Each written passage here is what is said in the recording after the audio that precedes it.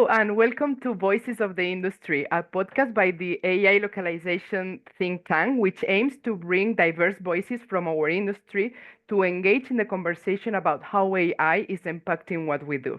Today, we are so lucky to have Änne Troester with us. Welcome, Änne, and thank you so much for your time. You're very welcome. Thank you so much. Let me tell you a little bit more about who Änne is. So Änne is an award-winning dubbing scriptwriter and considers Peaky Blinders, Extras, El secreto de sus ojos, and the new Star Trek films some of her most satisfying projects to date. She has also worked as a dubbing supervisor and language consultant for Peloton and on international dubbing projects from the Grinch to the Emoji Movie. Her training concept has brought many colleagues into the industry, and she recently published a unique language-agnostic online dubbing scriptwriting class on AVT Masterclass. She is an elected member of the governing board of Synchronverband, also known as the German Dubbing Industry Association. She has talked and written extensively about the magic of dubbing and about the role of AI in the dubbing industry. Änne grew up in Germany, Austria, and the US, and she holds a PhD in American Studies from Leipzig University. Now she lives in Berlin. Thank you so much again, Änne, and we will share all the links about the courses and the association and everything that we just mentioned with you in this episode. But before we jump into the meaty questions, I wanted to ask you a couple of questions more personal, Änne, about you to break the ice. So there are two questions I want to know about you. What are the languages that you speak? And the other one is one hobby or passion beyond localization. I speak two languages, German and English, American English. And I dabble in some other ones, a little Spanish, some French, a little Italian, a little Dutch, because my husband works in Antwerp. So it's actually Belgian, Dutch, Flemish. I'm getting into very, very dicey waters here. So those I understand a little bit, but yeah, only English and German. Okay, well, it's more than many people. Yeah, I guess. And hobbies, I've many. My friends mostly, actually. And I used to play the recorder, which I've stopped for now, put on hold because of my work for the industry association. I knew I couldn't combine this, the two, very time intensive. But once I'm done with that, I might get back to the recorder. I played in an orchestra, which was lovely. Oh, that's super. That's super. Thank you so much for sharing a little bit about you, Enne. And now, before we jump into the AI questions, can you tell us a little bit more about what you do? Because maybe our listeners are not familiar with the role of a dubbing scriptwriter and might be curious. Yeah. People without the industry and within the industry sometimes don't know what a dubbing scriptwriter actually is. If I'm at a party, I usually say I translate movies. That's the easiest way to say it. Going into a little bit more depth, I write the words that the voice actors speak in the studio. Usually when a film gets translated, it first gets actually translated by a translator who knows the job. I'm not really a translator, neither by training nor by brain. I can only have one thing in my head at the same time. So I get a translation from whatever language the original is. And then we rework, adapt, rewrite, recreate, depending on what needs to be done. Obviously, my script needs to be lip sync, but it also needs to fit the length. It needs to fit the gestures, jokes or swearing need to be localized, because swearing, for example, has to do with taboos, and they're different from culture to culture. Basically, sometimes if the translation sounds great, I'll try it out, and if I'm really lucky, that's it. Usually not, and then there's some intense Scrabble playing going on, both on a content level and on the lip sync level. I basically recreate the characters. I imagine what would that character say if they spoke German, and that's what I try to write down. Always, obviously, trying to keep in mind what the original said. Okay. So that's the dubbing script, and then that goes into it gets looped or whatever, and it goes into the studio. There's QC, there's a dubbing director usually, who also have a say in this, and then it goes into the studio, and then it disappears. It's not written down. Yes, there are SRX scripts, but it doesn't get published. What lasts or what remains is the new movie, the new German movie. Wow, that is fascinating. And coming from a dubbing country as Spain is, that we love dubbing here, it's so interesting to see how the creative process of actually producing a dubbing script works in another language. So thank you so much for sharing that, Enne. Super interesting.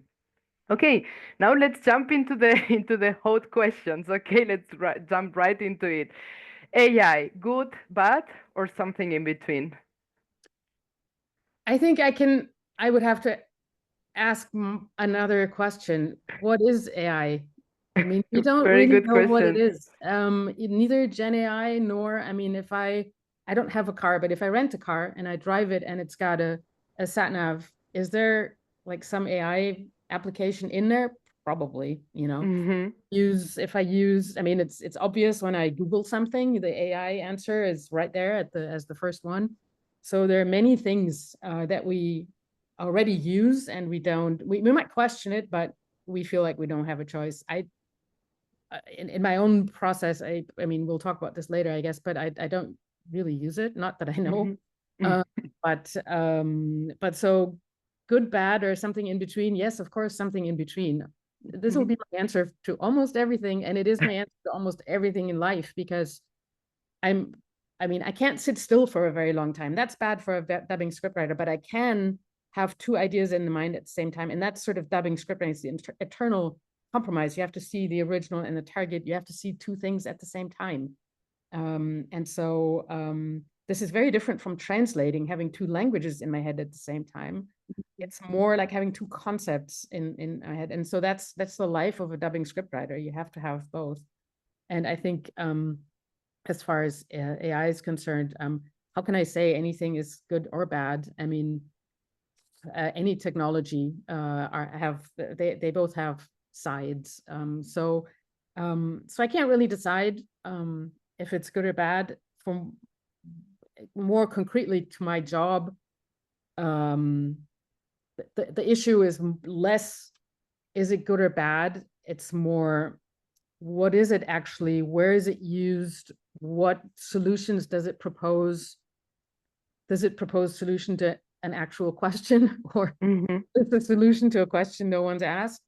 That's kind of more the issue. Is it sort of a push the button, does everything automatic, or is it something that perhaps can be integrated into a workflow? So whether it's good or bad, that really depends on these sort of smaller units of consideration. Absolutely. I think anything is black or white. Some people might feel that something is bad or black or white, but I do love your answer to this question. So thank you for sharing. We need both kinds of people. I mean, we need people who say only black or white. I mean, in politics, in resisting regimes, that sort of stuff, it's perfectly fine. But you know, that's just not how my brain works. Totally can relate with that brain process too. And life is so complex that like having such a stance is sometimes difficult. But going more granular, so from the high level question to more granular, are you actually, you mentioned you're not using AI. Are you using AI for something specific, maybe to support you as an assistant, or are you completely out of the, or sometimes, as you said, we might even using Google, we're using AI now because it's forced into us. So yeah, actually, the Google thing is a good example, because it's one of my problems with AI, and that's why I don't really use it. Like I don't use ChatGPT. I've tried and failed. I probably didn't try long enough. I'm willing to grant that. I know I have several colleagues who use it sort of as a sparring partner to ask questions and get some sort of response.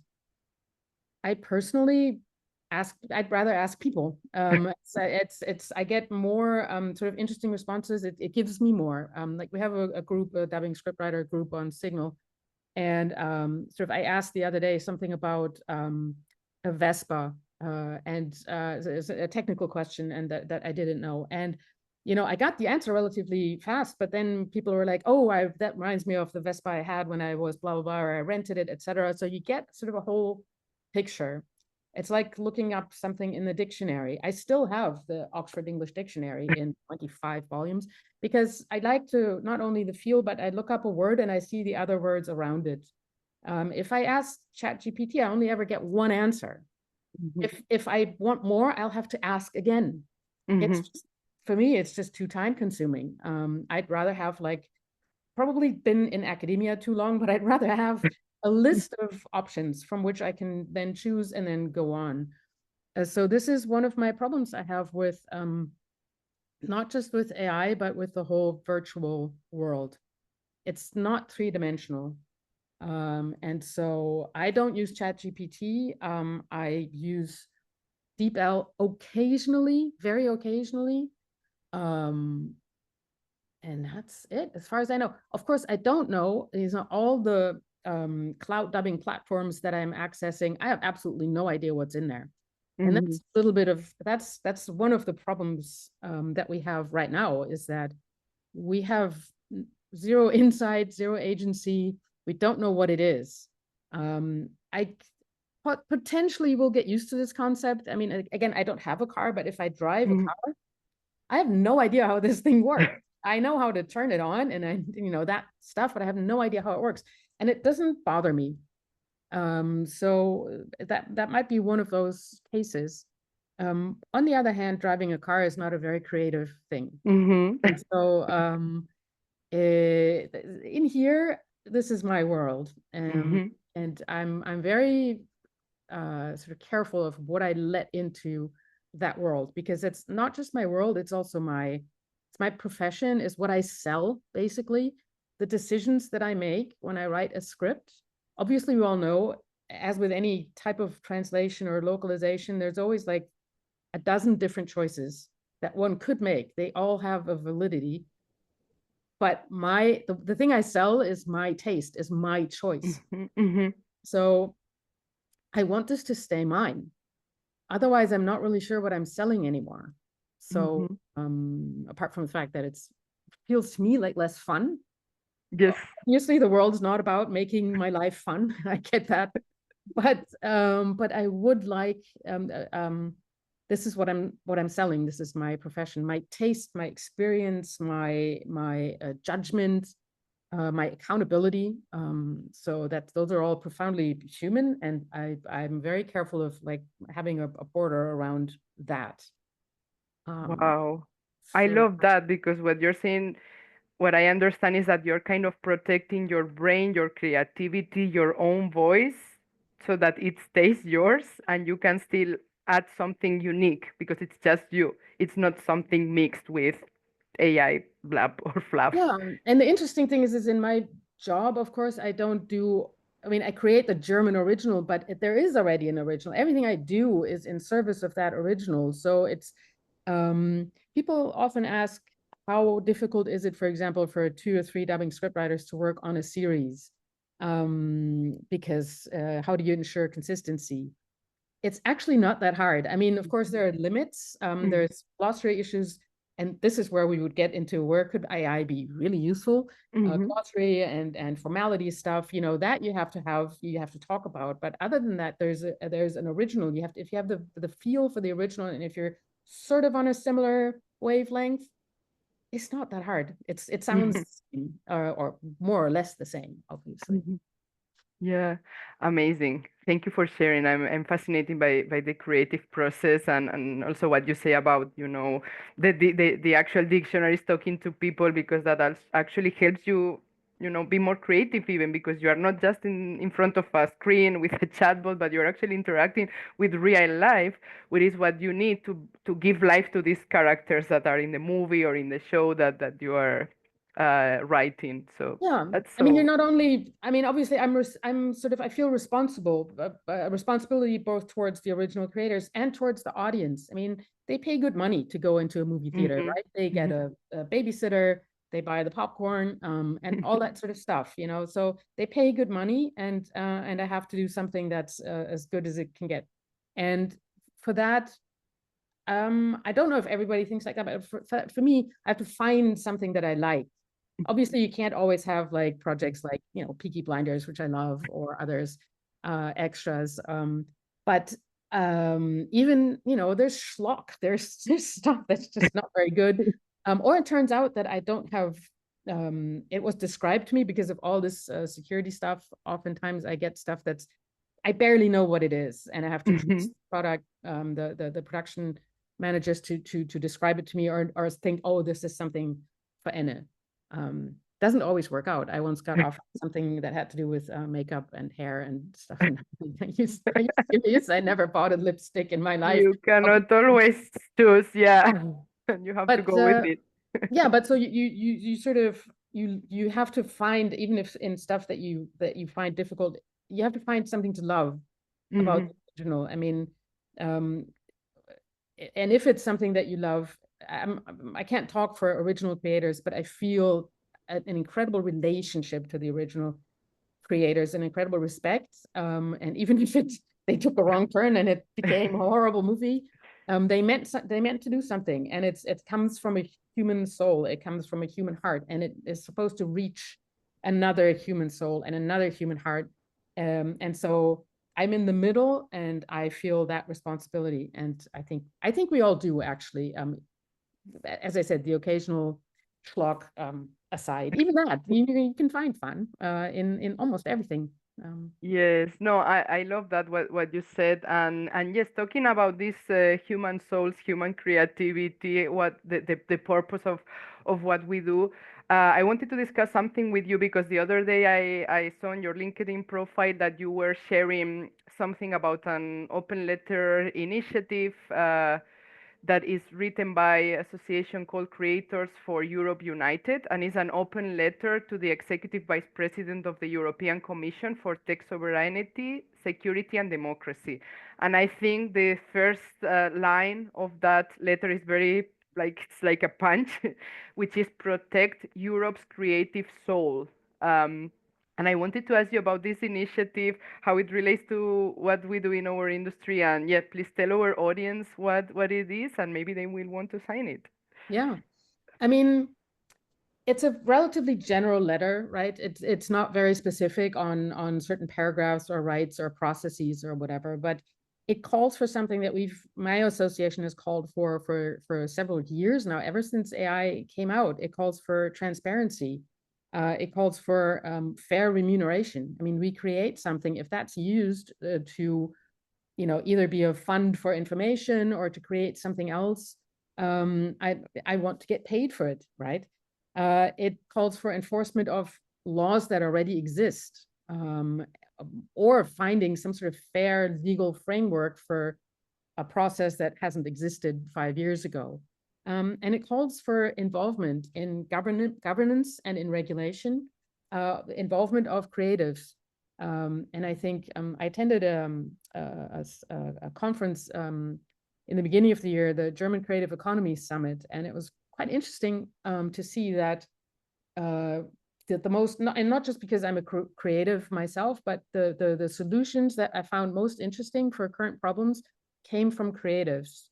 Because we find solutions to things that don't exist yet. We can sort of look into the future. And so my association was not involved with phrasing the letter, but I saw the first line as well, and I thought, yes, exactly, that's what we've been calling for years. And so that's why I signed it personally, and also my association is a signer. I think that that is very important, to have some sort of say, some sort of agency. And yes, people, especially in Germany, people think dubbing, oh, that's only what we do. We're the only people who do dubbing. No. It's done all over the world. It's done all over Europe. Even in the Nordic countries, all the children's programming is dubbed. In South America, it sort of depends on, is it in a movie theater or is it on TV?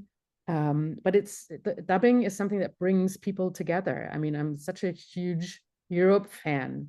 When the common currency came out, the German government issued a starter kit with the coins a couple of months before they were actually issued. And I was probably the first person who bought the starter kit. I love it.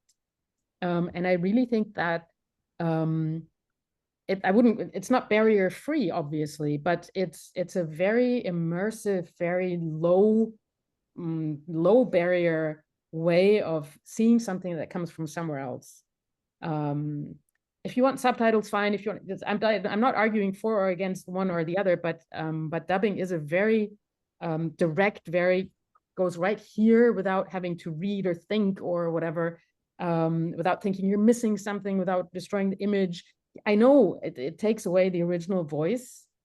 That's a huge responsibility, but it does allow an audience to see things from other places that they wouldn't otherwise see. And so don't know where I started with this, but I think that's why I'm such a fan of it. I myself, unless it's, I mean, English, I always watch stuff dubbed because it's like more direct. I've been to millions of festivals, and I appreciate subtitles for what they are, and if they're good, that's an amazing job. But for me, that's always sort of an extra level of distance. So this direct soul-to-soul thing that for me really only works with dubbing, and that's why I'm such a big fan. I totally agree. I mean, I'm a dubbing lover. I watch many movies and shows dubbed, and I love the voices more. Like, I prefer the voices in Spanish than in the original English for most parts. So I can totally relate with that. And yes, and this initiative, Creators for Europe United, it's very important to protect creators, to protect the authors' rights and everything that is at risk in this AI age that we are living. So thank you, Enne, for bringing awareness into this topic, and also thank you for reminding us that our industry is still very human, very creative, and that it's not going to die or be replaced by machines. I mean, just listening to you, how passionate you are about dubbing and about the work you do and the impact that you have on the people that are enjoying this content and these movies and shows is just so inspiring. So thank you for reminding us of that. It's not everything is not about AI or machines or automation. It's about the heart and the soul that you pour into your work. So thank you. Thank you for being Welcome. here and share your voice with us. Yes, I mean, there are so many things where I personally think sort of AI and applications could help the workflow, could make it faster. I can think of many things as a proper glossary, for example, proper formality tables, which is like there is no perfect formality table. It's sort of it's a very tricky thing. But something that links, for example, the words with the image, so that I can look up, let's say I did Grey's Anatomy, which is in its 19th season or something like that. Yes. How am I supposed to find out if Dr. X said do or Z to Nurse Y in episode 104? I have no way of doing that. Even if I went to the ASREC scripts, I don't know when I read the script, who is this person talking to? Or singular and plural as well. When you say you, right? Is it talking to a single person or many people? So that would be sort of how much time has been spent in the studio trying to figure out whether we said route or route. Yes. So these kinds of things could be definitely much faster. Recaps at the beginning of an episode. I would be so happy if some AI did this for me and I literally only had to look it over. Just to make sure that the dialogue flows. But to pick out the little bits and pieces, please do that for me. So there are many ways. What I really don't see, and it makes me it makes me almost mad, is that you see stuff that people post. Oh, look, this is an automatic dub. First of all, oftentimes they're not dubs. They're not lip syncs. They are just voiceovers. Second of all, they are really bad. I haven't seen anything that is even close, like even remotely close to what we can do as human beings. And the companies say, look, this is like, we do this at 40% of the time, 40% of the cost. I'm not sure they're really honest about this, because by the time you put it, from what I've learned in the recent, and I spent so much time, you asked me about my hobbies, this I should have listed this. I spent so much time in trying to research how it works and how exactly it's produced. You can't tell me that if it's even remotely close to a human level, that you haven't spent a lot of time and a lot of money on reworking. what the AI has done. And I also find, I mean, the rhetoric has changed a little bit. I remember over a year ago, somebody told me at a panel, and I know I'm milking this because I've said it before, you'll be out of work in a year. It's been a year and a half now. I'm definitely not out of work, and neither are my colleagues. I mean, it was bad marketing, but it was also, I mean, it was also not a nice thing to say, but that guy said it out loud, what everybody was thinking, right? Mm-hmm. That rhetoric has already changed. The rhetoric has turned into human in the loop, where I'm like, okay, I think of a hamster wheel when I hear that, but there you go. And it's gone to humans in the driver's seat, right? Within a year and a half. So that already tells you to what degree people realize that it doesn't work automatically. Now, even humans in the driver's seat, I have a little bit of a problem with this. I see this still as only rhetoric because I see how little agency we actually have, we as creatives actually have over the process. I mean, every new project that I work on, I get a new cloud dubbing platform. I get, nowhere can I use my hotkeys, my macros. My laptop is just a terminal. Every time I start a new project, I have to completely change my entire thinking. And going back to car or bicycle riding, you know how much is like automatic in order to be able to ride a bike or drive a car. Ditto for script writing. It's like if I have to think every time, like I double click on this event field and then I post, copy, paste, and then, oh no, Command S is this here and Command S is this there. It's mind boggling. So like, my ideal AI would be some sort of a terminal program where I input my script the way I want to input it, and then it gets changed into whatever format they need. And that would speed up the process a lot, because then we could all work in the way we're accustomed to. And I'm a very, very curious person, and I'm seriously not advocating going back to video recorders and handwritten scripts. I'm not a Luddite. I am very happy with things that make my work go more smoothly and faster. But in the last year and a half, actually, my work has gone slower and slower. I have literally added some time when I calculate projects because it doesn't go as fast. And that includes having to think about, I'm working on the weekend and something goes wrong and I can't reach anyone in support for a day or two. That makes a huge difference. So these are the things where I'm saying, look, none of these things, maybe it's a phase, right? I mean, it's sort of like, maybe AI is like a 3-year-old. We still have to hold its hand when we go across the street. We have to come, oh, this is a red light, this is a green light. Everything takes forever. Right? Maybe this is a phase. But what I would really like is to have some say or some form of agency in developing this. And this is why I like this letter as well. Like to have some involvement in the regulation, in the government and governance, even in how it's used. And literally no one's ever asked any creative that I know, where would you like to have, help? Where would you like for things to be able to be faster? So that's kind of what I'm missing in the entire conversation. Yes, it's gone from this kind of complete and utter disrespect and from this belief, push a button, have a finished thing. We know this is not working. Let's be honest. What we've seen is bad. In addition, we're cheating the audience basically because we're not telling them. I mean, we, in terms of like the entertainment industry. The one film that I know that's been AI dubbed into German, people, when they bought a ticket, they didn't know. Right? All they got was the dubbing card at the end where it said, "Oh, this was AI dubbed." That's wrong. I mean, when I go buy a movie ticket, I know whether I watch it in the original or subtitled or whatever. I know what kind of movie theater it is, that kind of stuff. I should know, especially if it's all AI dubbed, which it was advertised as in magazine articles and stuff. It wasn't true either, because the dubbing script was done by a human being. It wasn't good. Yeah. You could tell this was not a good dubbing script. And I'm not saying that humans always do great work. Of course they don't, it's ridiculous.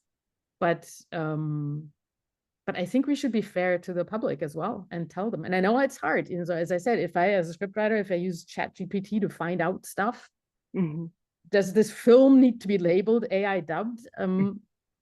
We need to talk about this, but we do need to inform the public. And as right now, all the public reaction that I am aware of to AI dubs has been negative. Mm-hmm. People called into and had this Polish series wanted this removed. Movie audiences are difficult to gauge because they don't like have a forum. But for example, all the anime conventions, they're all anti-synthetic voices, etc. When you have a hard fan base, when you have a hard fan base that really care and feel really, really, really passionate about the product, they have some expectations. And yeah, no, I totally agree. And I think that's also what the AI Act is trying to do, is to provide this transparency, the European AI Act, to label the content that has been created with AI and so on and so forth. I think people should be able, as you said, to decide if they want to pay for a product that has been created for AI, or maybe they don't want to. Maybe they decide to boycott it, or maybe they decide to go for but let the people decide how they feel about AI, and not like trick them into, buying something that might not be what they are looking for.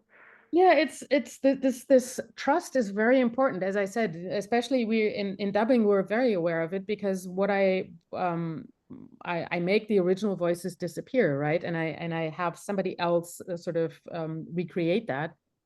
This only works if the audience trusts me to do this right, and it only works if the original creators, okay, in reality, they don't have anything directly to do with it, but the whole system only works if that amount of trust, if that's still there.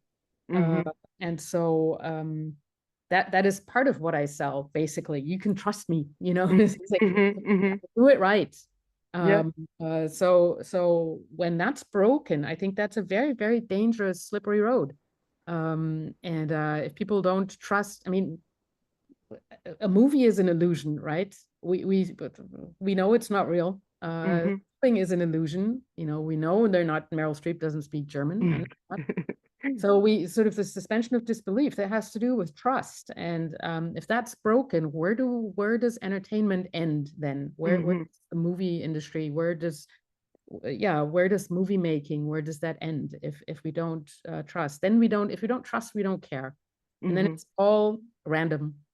Why pay good money for a movie ticket? Why pay good money for a subscription to Netflix, Amazon, whatever, if it's all the same, if it's completely random? Why would I do that as a customer, as a consumer? And why would I keep paying top dollar for something that someone tells me they can do for 40% of the time and 40% of the money? I would like then to have 40% discount. 40% exactly. on my Netflix. Yeah. That'd be funny. Yeah. Too. But yeah. And I know the conversation is really difficult, because we're talking, the producers have mostly from Anglo-American, the Anglo-American realm. They don't know anything about dubbing. The people that make AI dubbing programs, for the most part, don't come from dubbing countries. So you have two people talking about something that they both don't know anything about. It's just a bit bizarre. It's sort of like saying, okay, great, sort of, I've seen bicycles. That's a great way, but you know what? 2 wheels, that seems excessive. Let's do it with one. And then it's done with one bicycle, with one wheel, until we find out that's not very effective.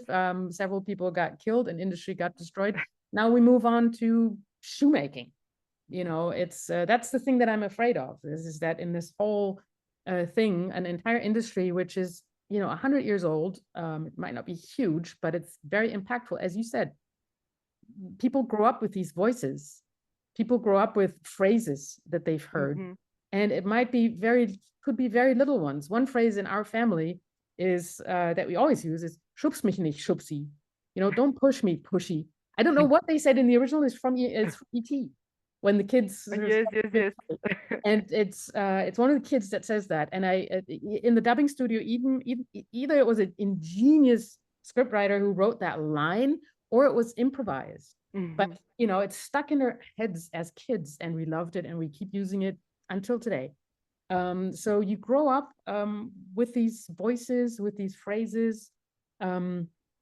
And that's something that people really underestimate, that how much part of a culture it is. And so I think that's, you know, Europe's creative soul. Yeah, I mean, dubbing is part of European culture, you can really say. And Absolutely. so and we do it well. I have no issue with somebody saying they're better than me. Great. Then fine, do it. But it's not better than me, not by a long shot. So it might, you know, I know the world's not supposed to be fair, but it doesn't. Yeah.